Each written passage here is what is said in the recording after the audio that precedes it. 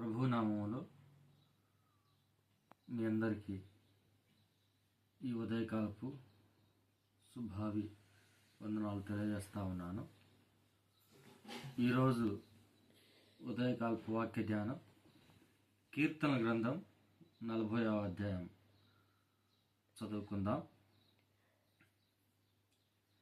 యెహోవా కొరకు నేను సహనంతో కనిపెట్టుకుంటుని, ఆయన నాకు చెవియొగ్గి నా మొర ఆలకించెను.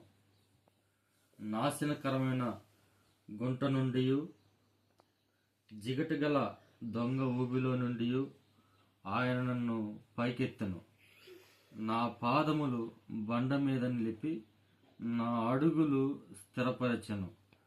తనకు స్తోత్ర రూపమగు క్రొత్త గీతము మన దేవుడు నా నోట నుంచెను.